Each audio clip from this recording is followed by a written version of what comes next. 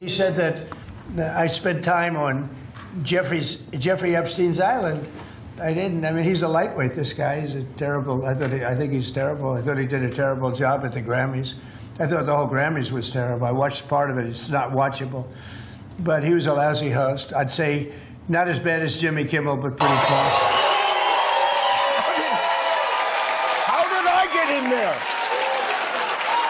I was at home last night minding my own business. He assumed it would be simple. One post, a string of insults, a surge of pressure, and Jimmy Kimmel would fold. But Donald Trump misjudged the moment. What followed became a case study in how an attack can rebound on the person who launched it.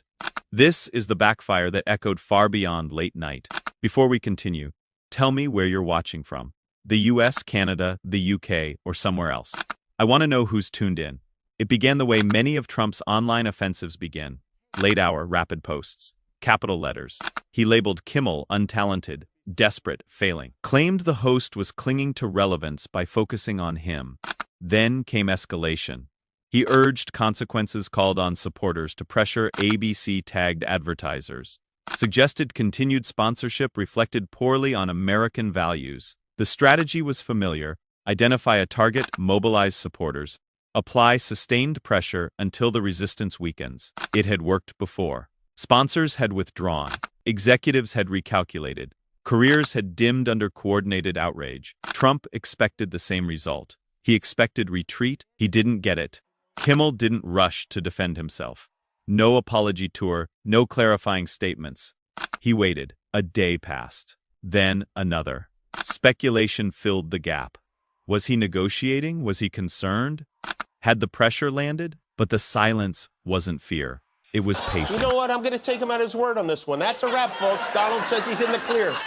I'm almost surprised he's not bragging about how much he's mentioned in the Epstein files. Like, I'm in there more than Abraham Lincoln. And then Kimmel understands something essential to live television. Timing multiplies impact.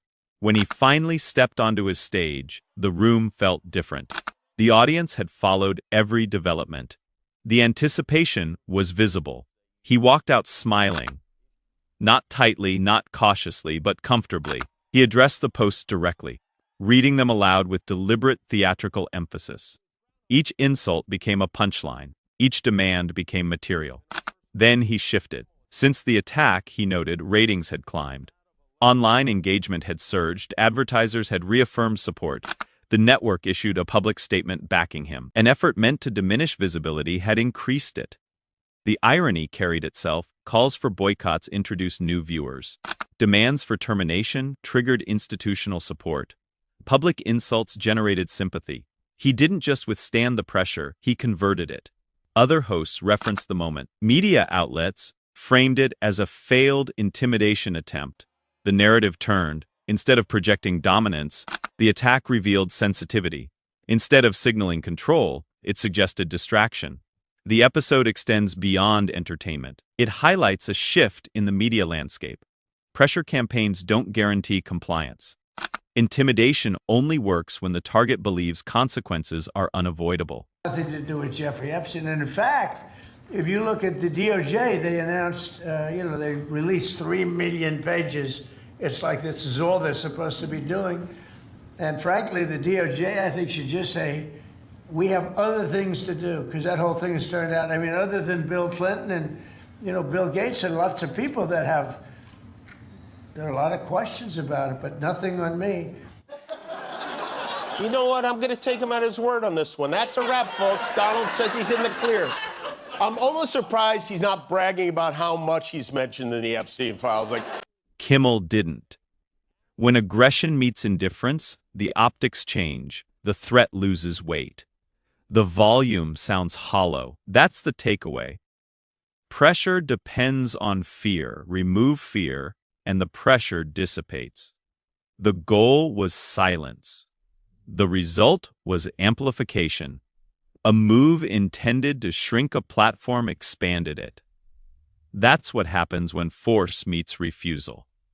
If you follow moments where power dynamics flip unexpectedly, subscribe and turn on notifications. We cover the shifts that shape the